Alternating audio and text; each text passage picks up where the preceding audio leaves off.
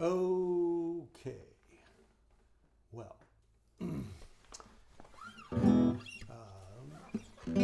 glad to see you all again. It's been a while.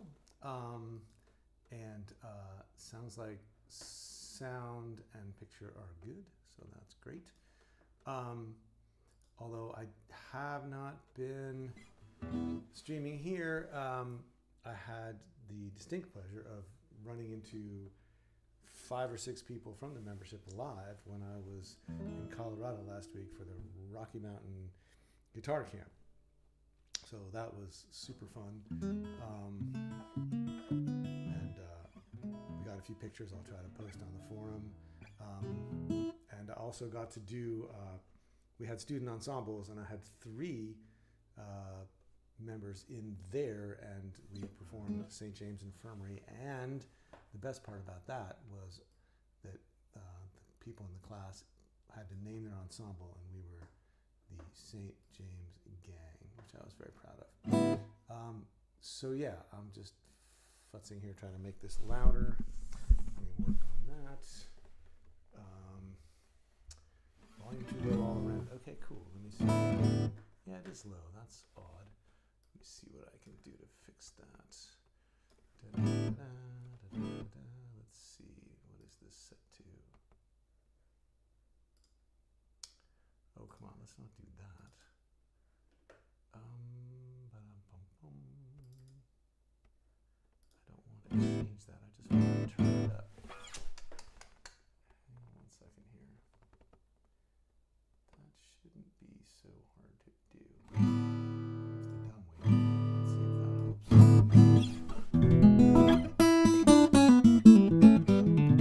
Oh, the vocal mic is quiet. Oh, all right. Well, let's see if I can fix that. Oh. Yeah, that should be better. How's that?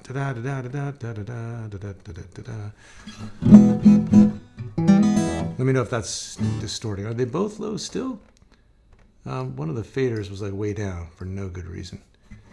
No, there's phantom power. I mean, if there wasn't phantom power, nothing would be happening. So I don't know what to tell you. It should be better now. Okay, good.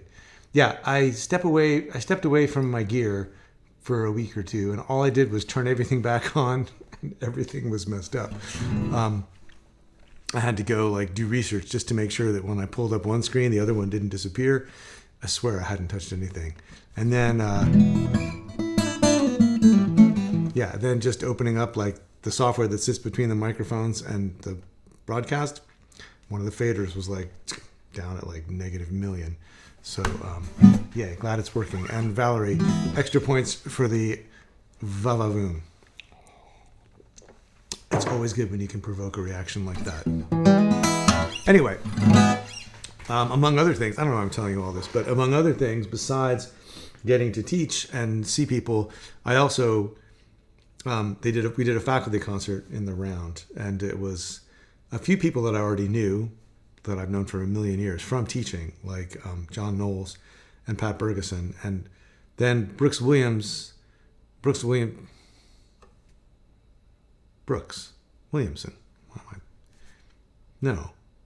Robertson. Brooks Williams is a guitar player. Brooks Robertson is a guitar player. Brooks Robertson is the one I'm trying to think of. Anyway, Brooks was there, who I sort of know and now know better. But then I had never met Richard Smith, who... Holy crap, what a guitar player. And then Jim Nichols, also an amazing guitar player who I had also never met, who had a million fantastic stories about everything musical under the sun. But we did this concert, and I put this into my list of songs I was going to do and played it, and then realized I had never actually played it live before. I had only done it for the record and for this. So that was kind of a kooky moment to realize that I had just played it live and had never done so before. And luckily it went okay. But I know this is a tricky tune. That's partly by design, because it wasn't to be difficult per se, but it was just to provide something challenging to balance out the fact that we'd spent 2 or 3 months working at kind of a broader pace. So if this tune is giving you trouble, don't stress. you can, work on it slowly. You can work on it as an etude, or you can just work on it a little bit this month and then set it aside in favor of whatever comes next. And, no harm, no foul. I didn't expect that necessarily everybody would plow all the way through all of this. So I just wanted to provide kind of a change of pace and a change of key. And a lot of people had been asking about how to apply the Freddie Green chords in real life to a fingerstyle tune. So this is a good illustration of that. So let's get to it. I did provide some exercises, and we should have some time for questions and things like that, because there's not a ton of material per se, but I do want to go over these practice tools and then just look at the tune itself. And one thing I definitely plan to talk about, I got a request to discuss what's going on harmonically, like why these chords work. So that's something I'm happy to talk about, because it's a good illustration of how to reharmonize just, the first 4 bars of a blues in E and make it work. And also I got to remember that I moved again, I don't know why I'm giving you all the backstory, but I moved my monitor over here from over here. So now I got to remember the camera, you guys are here, even though everything else is over here. So I'll try to remember that this is where the action is. There's a lot of tweaking and upgrading sort of going on.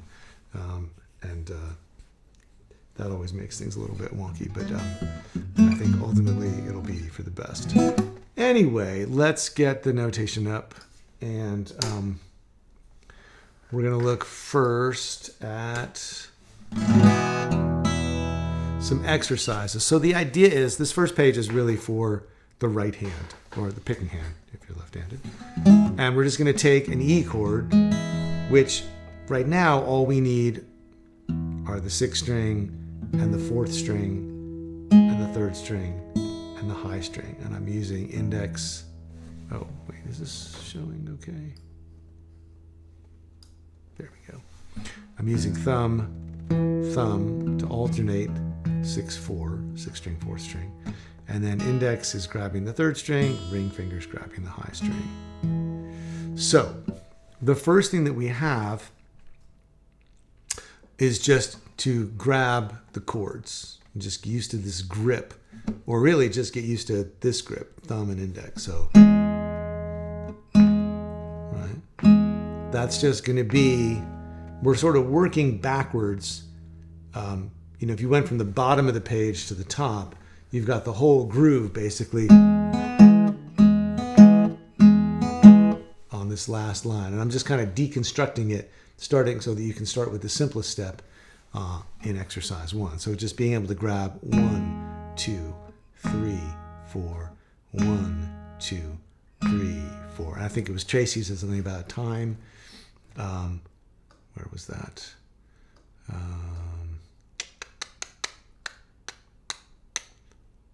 Anyway, I think she said something about, I have this tune memorized, but when I play the song, there's no groove. Pretty, but more like a Disney tune. Okay, well, so the groove is a little bit separate from getting the notes, but getting the right hand dialed in is always part of getting the groove. So we can talk a bit about that as well.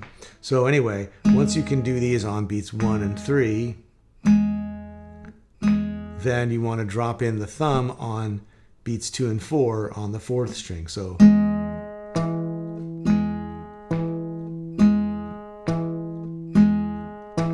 so that's starting to get the pinch on 1, the thumb on 2, pinch, thumb on 4. And so in exercise 2, we just have a few of those. And that's what's going on there.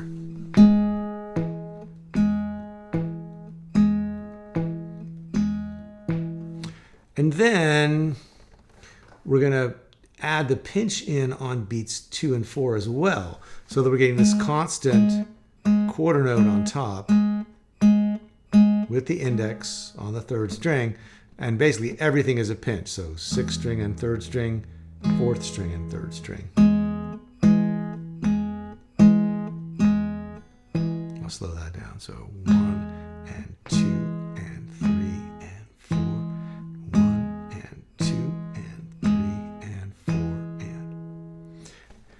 And finally, we're going to have eighth notes on 1 and 3 and. So 1 and 2 and 3 and 4 and 1 and 2, 3 and 4. So you're still pinching on 1, 2, 3, 4. But on the end of 1 and the end of 3, middle finger comes in on the second string. So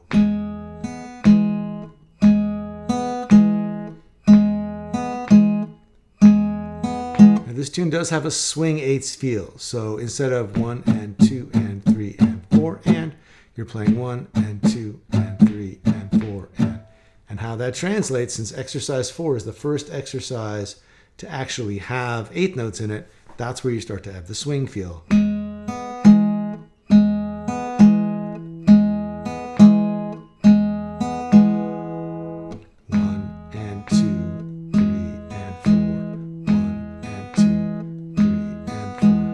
One way to start getting a little bit of groove in is to relax your grip on the backbeat. So over here, it's almost impossible to visually show at this angle, but basically this is the difference between playing like this with the fingers pressed to the wood, and then the left hand relaxes. It's touching the strings, but you get this muted sound.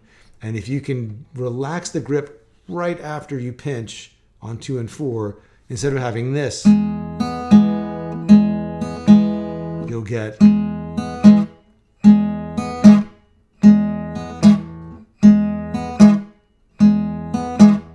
now I am going to need to palm mute as well so that the bass doesn't ring out. And I'm also letting my middle finger ride on the second string so it doesn't ring out. So after I pick, before and after I pick, again, hard to see at this angle, but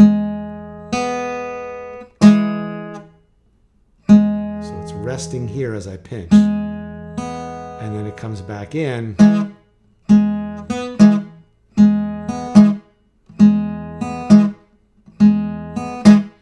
and so that's, if you put a little more emphasis on the backbeat as well, on the 2 and 4, playing them a little louder, that may be where that's definitely where some of the swing comes from and what makes it sound a little groovier. So you might just sit and practice getting that feel to distinguish from. So palm down, ring finger resting on the second string, relaxing the grip on beats 2 and 4. Those 3 steps will start to make a difference. Okay, next.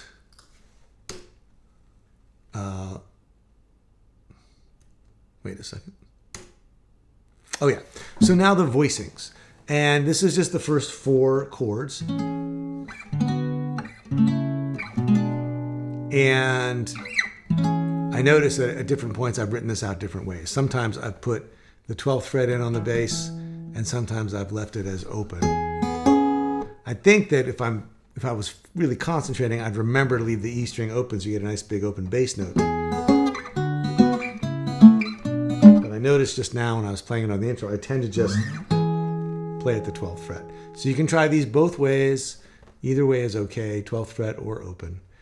If it's confusing, then just cross these out and write in some 12s, or make this one a 0, whichever way is sort of more comfortable for you.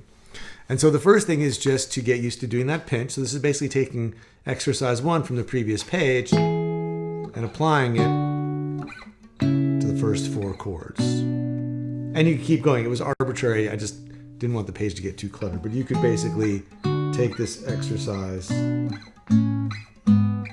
down if you want.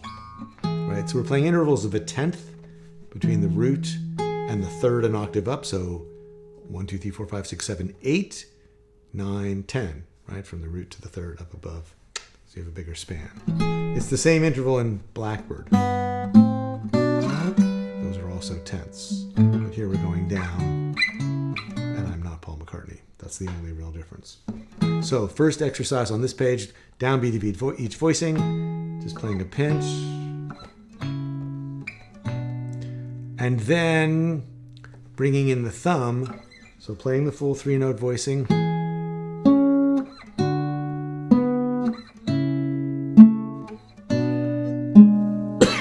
So this is taking the same exercise, exercise 2 from the previous page, and now we're bringing in the thumb. So instead of just playing in open position like this, we're applying that same coordination to these first 4 voicings. And then we're going to double up with the thumb. So just like on the previous page, we did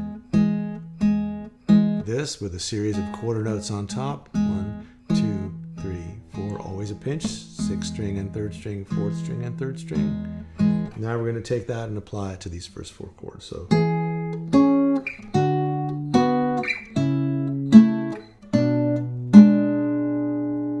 that's all that is, just taking those first 4 chords, and we're going to bring them down like this. And you could try all that same sort of damping technique where you're relaxing your grip on beats 2 and 4 for a snappier backbeat. So again, I'm relaxing my grip on beat 2 and beat 4 right after I pick. Just relaxing the grip without actually letting go of the strings. Keeping the fingers on the strings, just relaxing the pressure to the fretboard.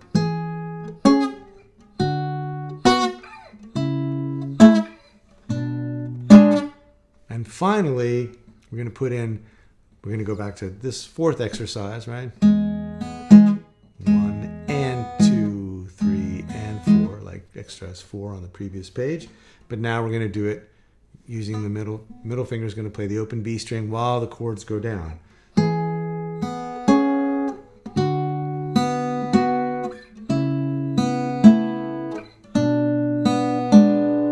And again with the backbeat.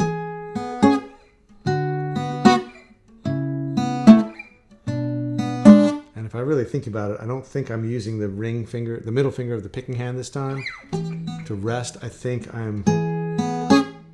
as I relax the grip, I'm also rocking my hand back and that's going to cut off the strings.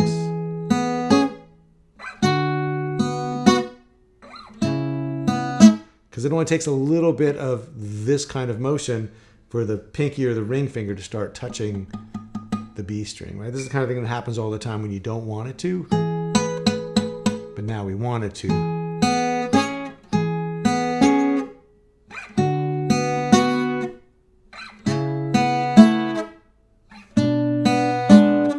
If you do it in time, you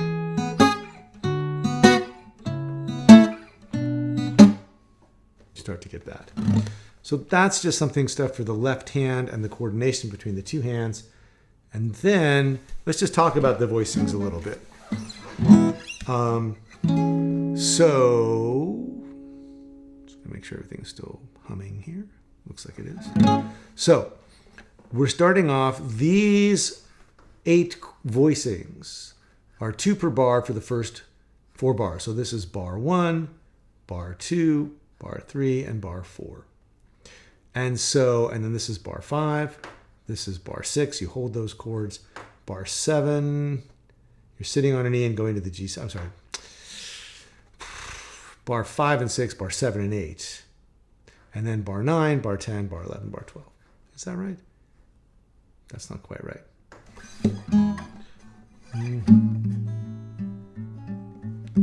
That's bar 5 and 6. This is bar, I guess at this point it doesn't correspond exactly, so just ignore everything I said for the last 2 minutes. Let me walk through these. Okay, so we start off here. The red dot tells you the root that you're on or some other important note. There is no root in this chord voicing. So here we have E6, root, 3rd and 6th, very standard swing guitar voicing. Slide it down a whole step and it becomes E flat 9 with D in the bass, just like, if you played this chord or this one, right?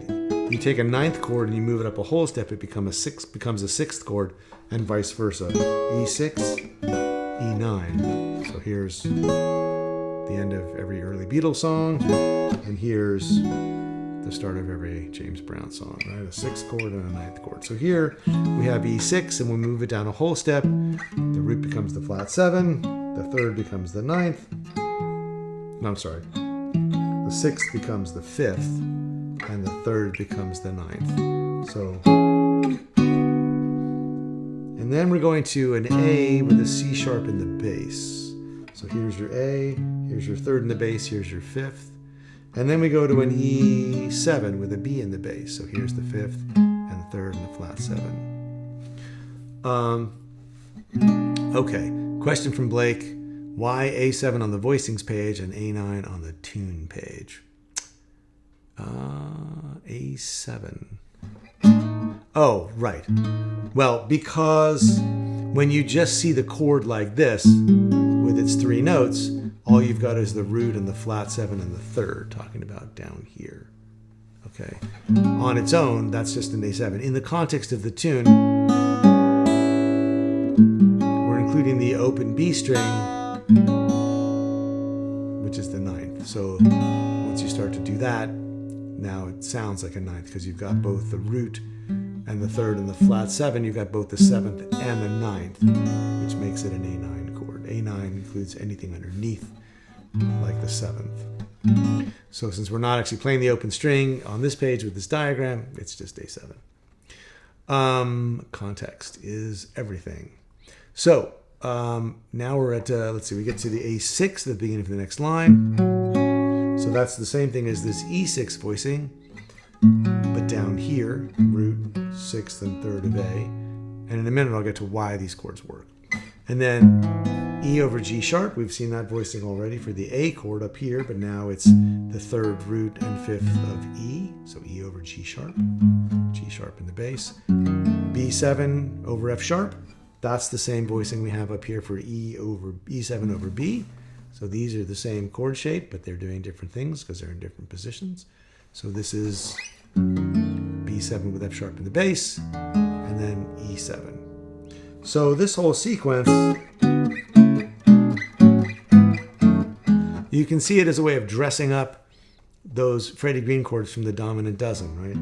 Here's E7, here's E over G sharp, here's E7 with B in the bass, and then here's E7 over D, but we're going to take it and change it from an E7 to an E9 by taking the root and raising it a whole step to the ninth. So now we have four inversions of E7 or E9.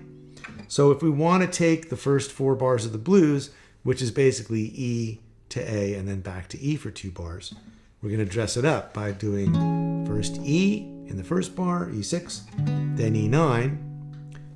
Bar 2, we go to the 4 chord, and then we go back to E7, the 1 chord, over to 1, back to E, so A, the 4 chord, 1 chord, flat 7, B7 over F sharp, that's the 5 chord, and E again. So there's not a direct relationship to the quick 4, the 4 chord in bar 2, but it's basically just a bunch of shenanigans around how can we go away from the 1 chord and come back.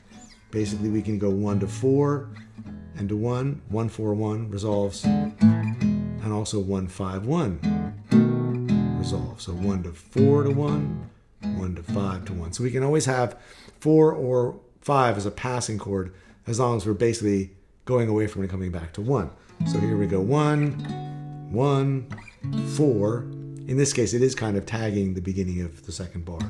But basically, this 4 is taking us back to 1, 4, 1, 5, 1. So you can think of it really as just a whole string of going away from 1 and coming back. 1, 1, 4, 1, 4, 1, 5, 1. And then we get to the 4 chord, which is pretty straightforward. It's taking this Freddie Green voicing with the 6th string here and replacing the 6th string with the open A string. And the open strings make it sound like a 9 chord. And then I didn't write them out again, but basically we go back, we do the same thing. We're coming back. In this case, we really are going bar 5 and 6, we're on the 4 chord. Bar 7, we come back to the 1. And we just kill time by going 1, 5, 1, 4. And then another sequence. Here we've got 5. So now we're going 5, 4, 1, 5, 1. Again, just moving around between the primary chords of the key. So 5, 4, 1.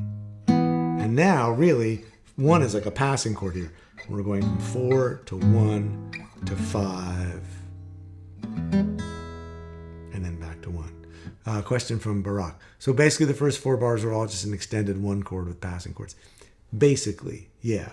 At the beginning, with the exception that at the beginning of bar 2, you kind of are stating the 4 chord that comes on bar 2 of a blues.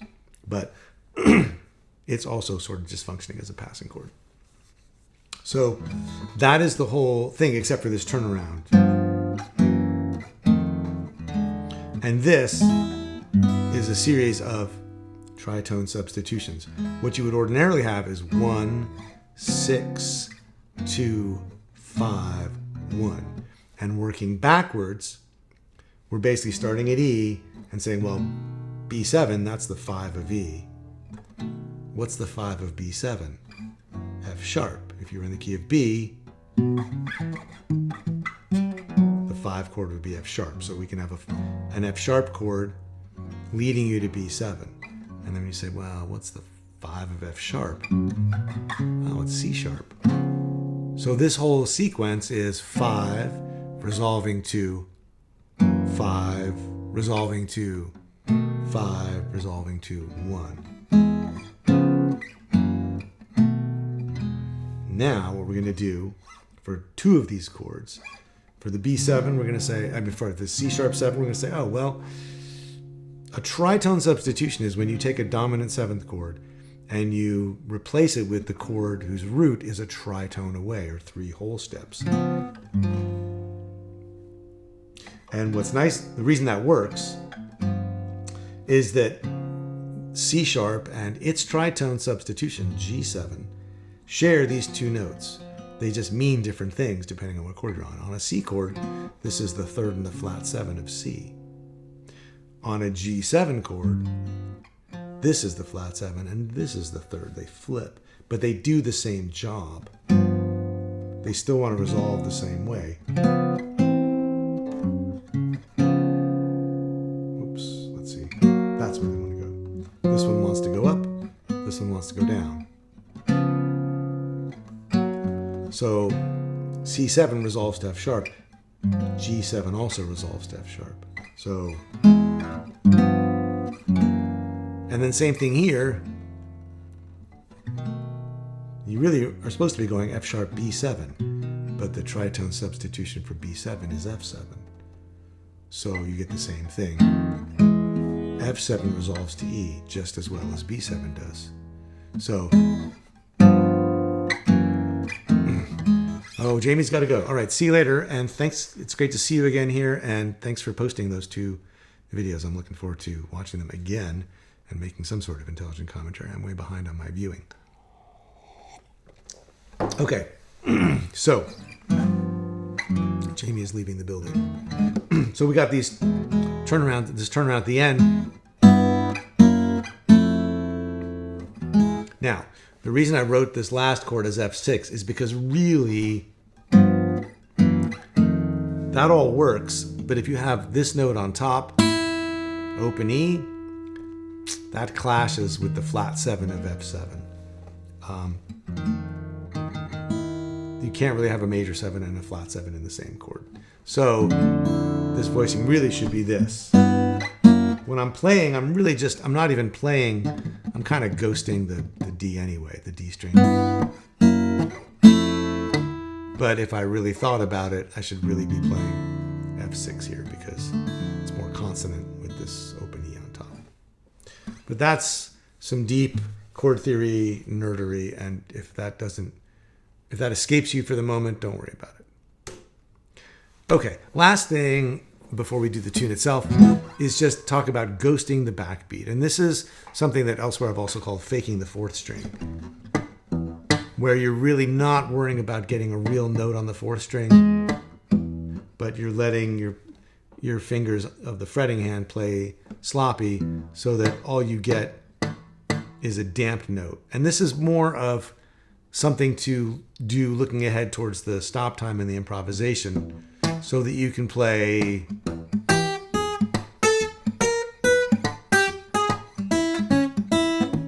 without worrying about what's going on, for a note here. But it's a good thing to talk about because it also has to do with the groove and the backbeat and all that. So the first thing to do is just take the same E shape we did on the very first page of exercises and make sure that the root, that the middle finger of the fretting hand is playing, is just resting on the fourth string. And work on grabbing the pinch on the downbeat and then the ghost note on beats 2 and 4. And between a little palm muting and resting that finger there, you should be able to get kind of a percussive sort of thing. And then you can try it on the A chord.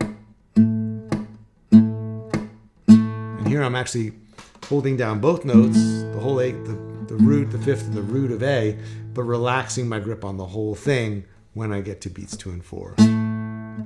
So that I both kill the note on the third string and cut it off, but also get the dead stroke for the fourth string. Same thing on the B chord.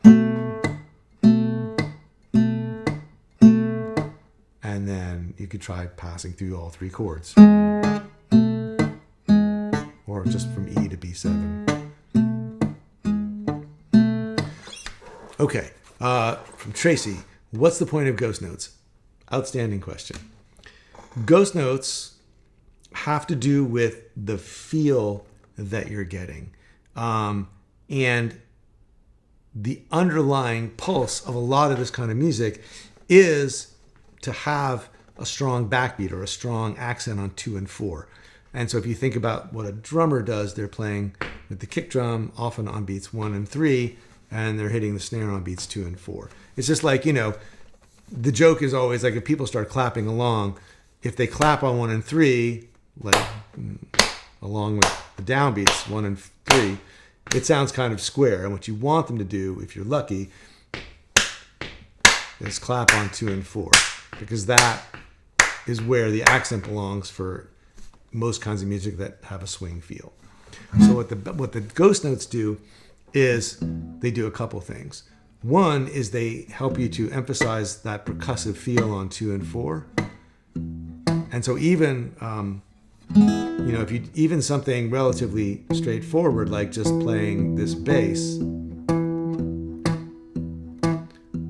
the more you choke it off, the more of a push you get on 2 and 4, and the more you start to get that feel. The practical reason to do it is because if you can basically eliminate the need to play anything real in terms of a specific note on the fourth string, it frees you up to go up the neck.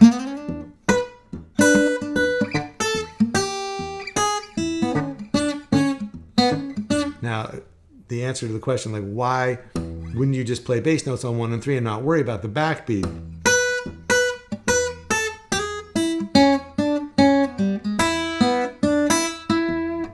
And the reason to keep the backbeat in there is if you're playing by yourself, someone's got to spell out that pulse. It helps to keep everything moving.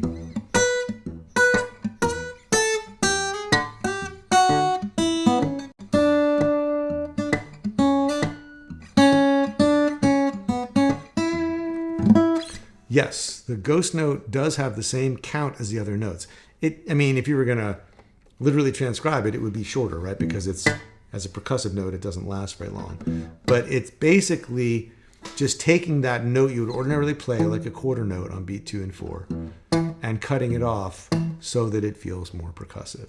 And then it can range anywhere from a note that you really do have and shortening it by relaxing your grip, all the way to just basically being nonsense, like there's no real note here, and I'm just using it as an excuse.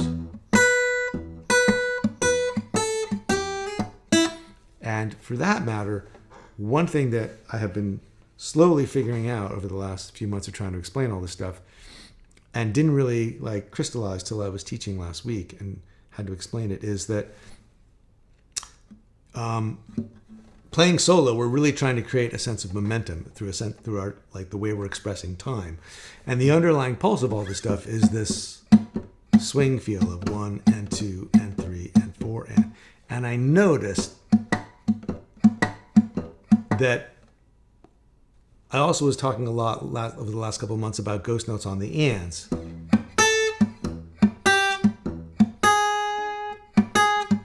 One and 2 and 3 and 4 and 1. So 1 and 2 and 3 and 4 and right. So always with this note kind of filling in, so that if you have eighth notes, it's fine. The eighth notes carry the pulse, but if you don't,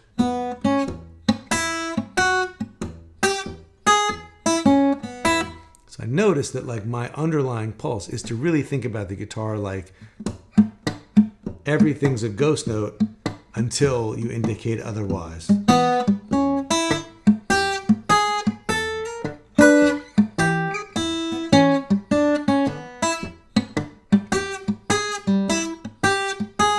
Which is really different from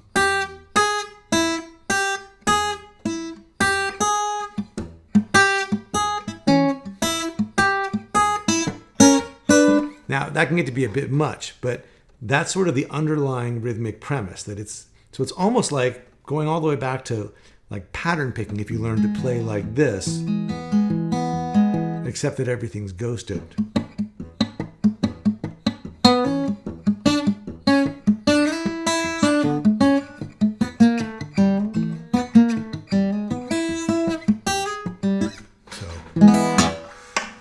So it does sound like a horse trot. And so, like I said, a little goes a long way. But if you can just experiment with this as like an underlying pulse, like you don't necessarily, this is something that I'm sort of exaggerating to illustrate the point. I don't know that it necessarily is this loud in real life, but to think about getting those damp notes as this kind of rhythmic foundation and then dropping in actual notes when you want them is a worthy exercise just to start to assimilate that underlying pulse into your playing. Yes, Barack, exactly like kick, hi-hat, and snare. And this is the hi-hat, basically. Because I was always thinking like, oh yeah, this is the kick, and these are the backbeats. So, you know, 1 and 2 and 3 and 4 and...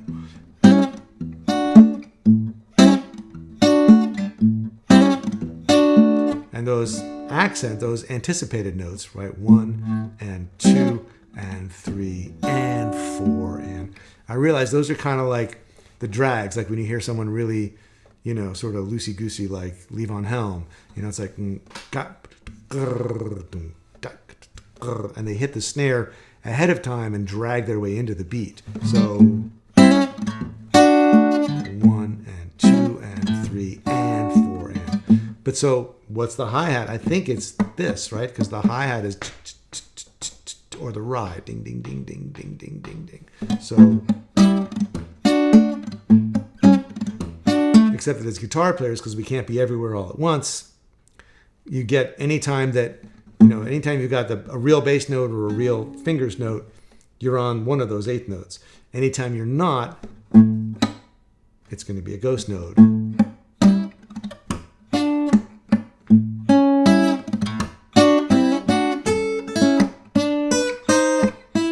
Anyway, that's a lot about that. I didn't mean to get so into it. But these are exercises for doing that. Is there a book of basic drumming for guitar players? No, but I would like to write that book.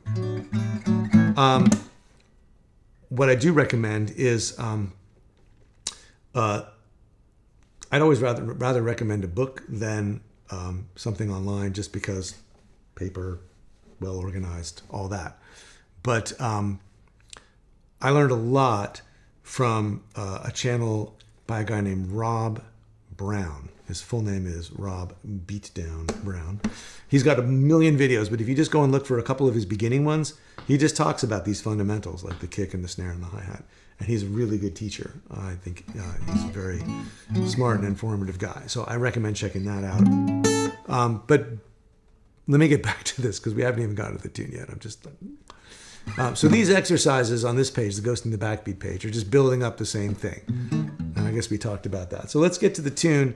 And let me just play through it and then just see what questions you've got about it. Because I have posted the short videos for it, but someone wanted to sort of hear it in between up-tempo and slowly. So let me see if I can kind of strike a balance here. So here we go. 1, 2, 3, and...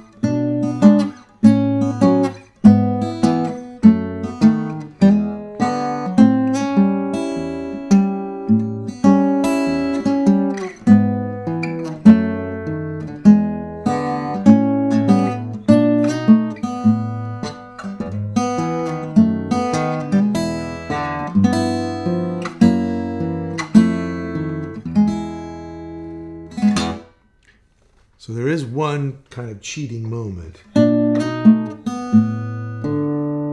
Right? That's not correct, right? On bar, right here. The second half of bar 9. Open D doesn't really belong there. Should be like the 4th string. I think I put in the 4th string, but I don't always remember to play it. But that's what it should be. And technically that makes this an A6 chord.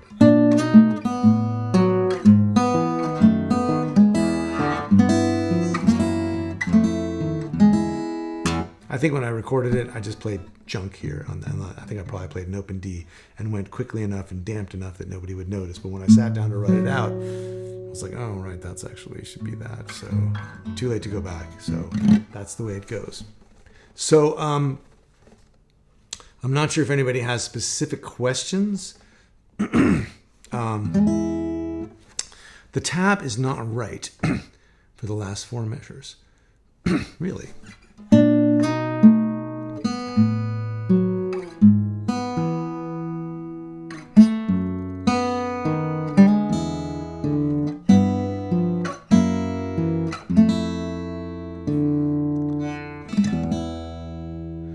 Yeah, the 4th fret should be there, like Ruben's saying. And Bill, you'll have to fill me in. I know a couple people mentioned typos. I'm not sure what's wrong. So let me know. Jody. Hello, Jody. In measure 10, the treble spot for me to move from the D sharp on beat 4. Let's see. To the hammer on... Ah, yeah, okay, that's a quick move for the index finger. Let me think about that. Let's see, so.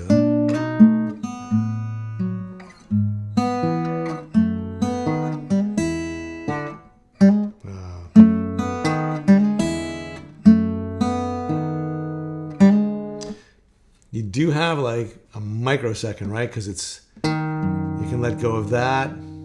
When you go into the hammer-on, you've got a little fragment of, yeah, it is kind of a quick hop. I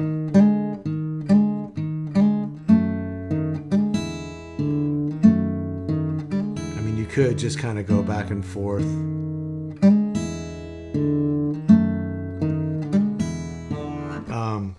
You know, that is kind of a beast to get back from the one. I mean, you could. The hammer-on really is supposed to help, because if you just went straight over, like, you'd probably end up hearing a bit of a hammer-on anyway, if you know what I mean. So it should feel sort of organic.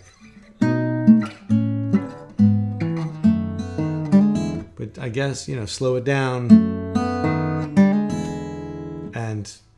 and do it.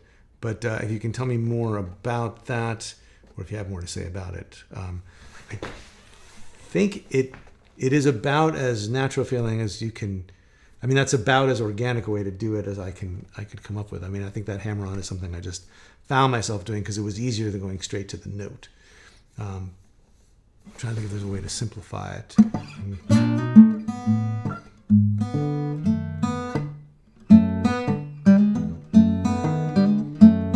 Yeah, well, you can. I mean, you can just basically leave that beat 4 as quickly as possible. You know, the more you damp it, or even if you play, I mean, you know, you could.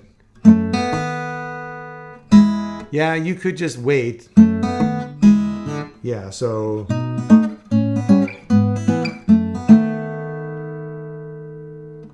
You kind of need something on the end of 4. I mean, I guess what I would suggest is don't think of it as a hammer-on. Think of it as just a note on the end of 4, and don't worry if it is a hammer-on. And also, don't worry if you end up like with an open D on beat 4, right? So, because you're going into an E chord, and that open D is going to sound okay. I would say before you change the rhythm, I would just blow off keeping this note down for the D sharp on beat 4. So let's see. And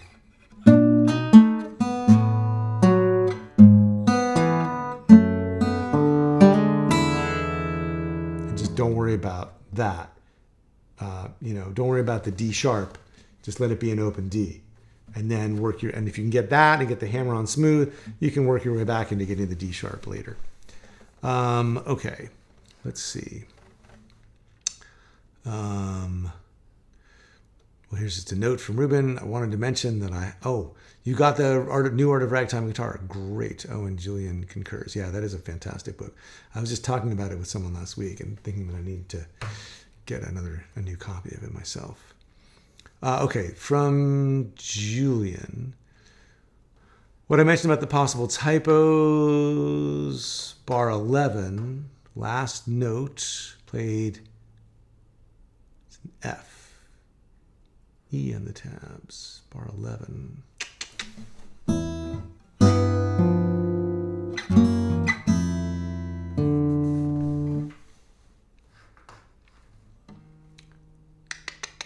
Okay, let me see.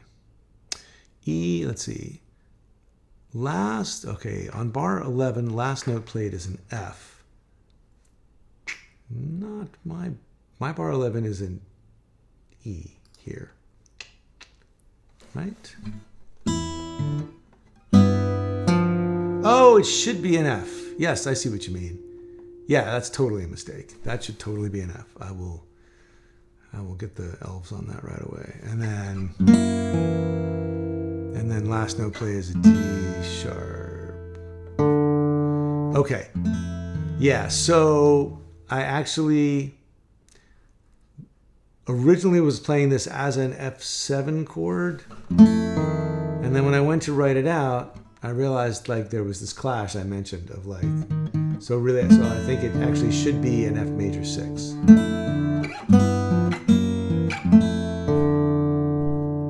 But this one, yeah, should definitely, this one should definitely be an F. So let me get on that. That's a good point. Thanks, Julian. Okay. From Ruben, question. Yes, the MP3, sorry, too late. I made the record. But yeah, it should be more like this on the MP3, but maybe next time I record it.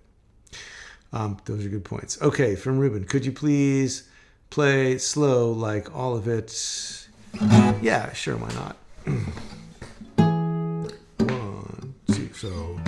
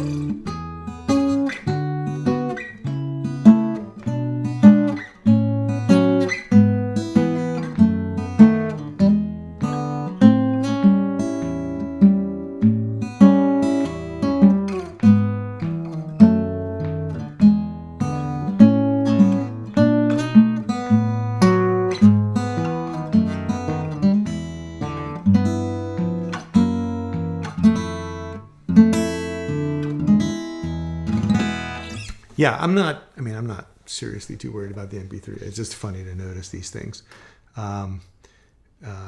So yeah. Play it slow if that's how you like it. That's totally cool. I have another tune on the same new record that was a True Fire tune originally called Parisian Blues, which is the same idea of this cross string stuff, only with and that's also only in drop D, and it's a slower tempo too. Tracy, good question. The note that should be an F is the last beat 4 of measure 11, instead of being an E. Since this is a G7 or G13 chord, this last note here should be an F, not a... It could be an E, but then it would be a G6 chord. It's supposed to be a G13 chord. So that's what's supposed to happen. Okay, so that's the tune. There aren't really any exercises for next week.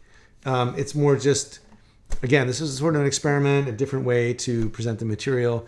And so instead of giving you all the like little building blocks for the solos, I just basically presented these 4 courses of soloing, and I will spend some time next week going over the technique, breaking them down, and then suggesting a few things you could do. I did... yes, that is the 3rd fret of the 4th string. Yes. I did improvise these solos initially on the recording, but then I wrote them out. I didn't write them out. I got a lot of help from Tim Klausnitz, who did a lot of the transcribing for this month. And then I kind of went in and was like, because there's always a little bit of stuff you got to do, even with a really good transcription, just to make sure that the notation software puts everything on the right strings and everything like that. So what we'll do is start looking at these solos, which I've sort of half memorized at this point because I had to listen to them so many times in the process of like mixing the record and everything that now it's hard to improvise something different than these particular licks. But they're a good illustration of how to, the stop time especially, the first 4 bars of each chorus, are a good example of how to take the swing scale that I've talked about in other contexts and use it to improvise. And so these 4 stop time breaks, you can, once you learn them, of course, you could mix them. You could just use them as a collection of licks like we always do. We're doing chorus 1 and 2 next week. And then we'll do chorus 3 and 4 the last week, just so we have some time to kind of look at them. Did I include the tab for everything? Yeah. So just to kind of spread it out. But I mean, feel free to charge ahead and work on more of it if you want to. But I will try to talk a little bit about, again, like you could use, just like we always talk about, once you learn the first stop time,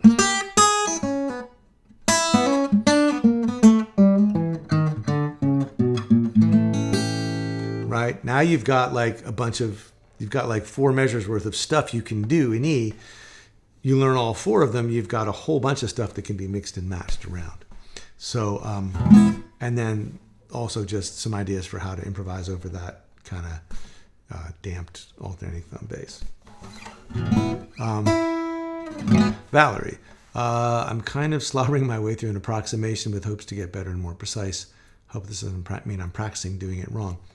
If you're talking about the tune itself or the solos, it doesn't, there are a lot of different ways to think about practicing. I know what you mean about practicing it wrong, and people talk about that a lot.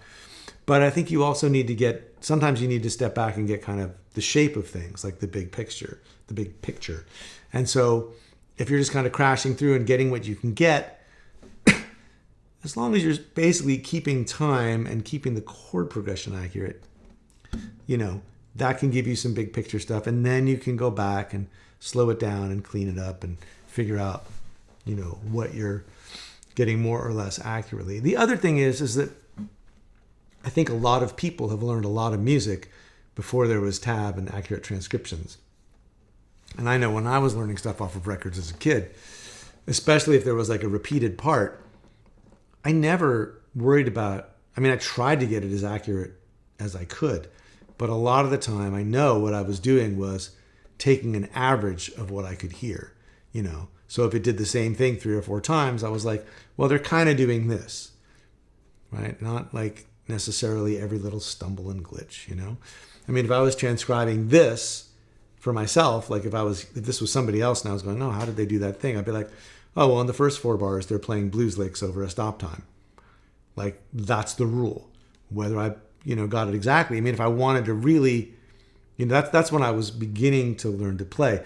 When I got older and I was really wanting to know exactly what someone was doing so I could explain it to someone else or so I could explain it to myself, that's when I got out the microscope and used a slow down program or slowed it down on tape or did whatever I could to get as many of the notes right as possible. Because then I was trying to learn, how are they actually thinking about this, right? Like, what exactly are they doing? But broad strokes at the beginning are fine. That's just another layer of the learning process. Okay, I hope that helps. Daniel, one more question about the ghost notes. Could one also ghost the second string, for instance, when playing the melody on the first string? Yeah. Yeah, I mean, I'm doing it on the third string here on this first stop time chorus.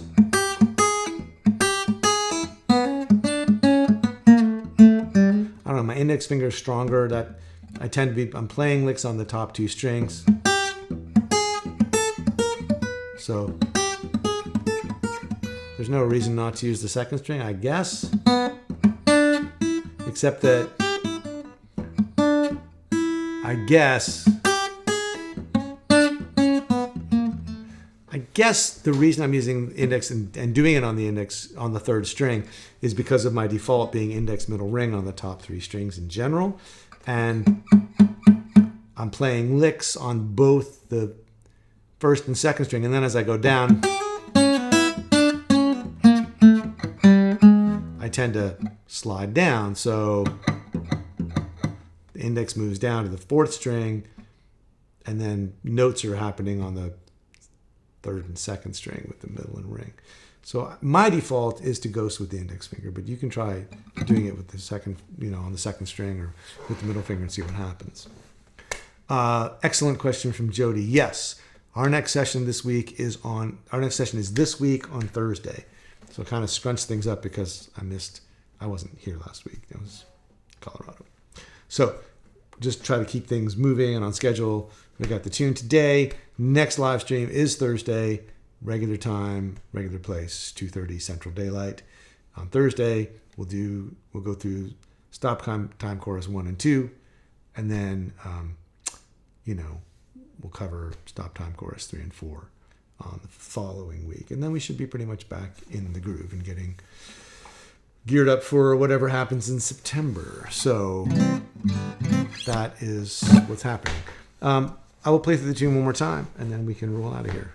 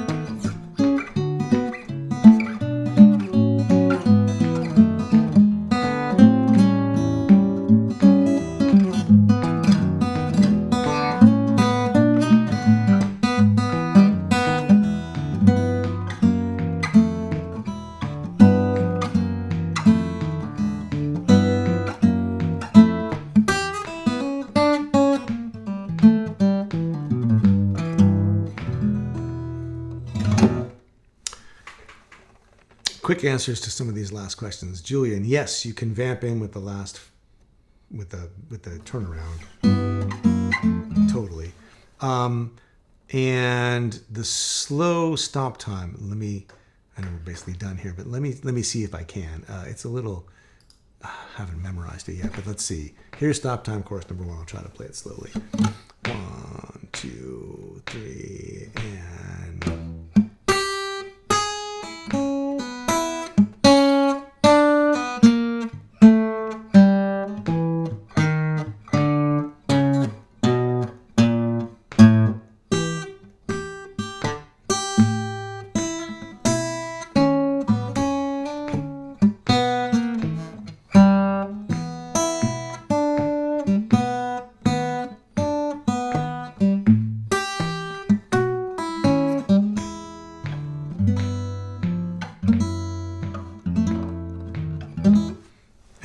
Then, let's see if I can do stop time too. Let's see. 1, 2, 3, and...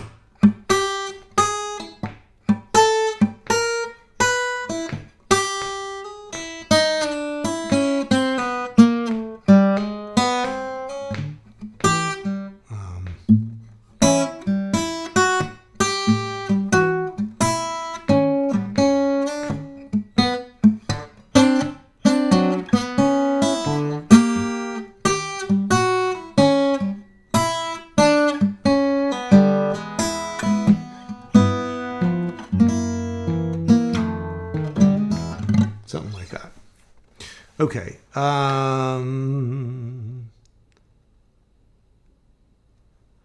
Oh, I bet somebody could do a short video of the last full time through.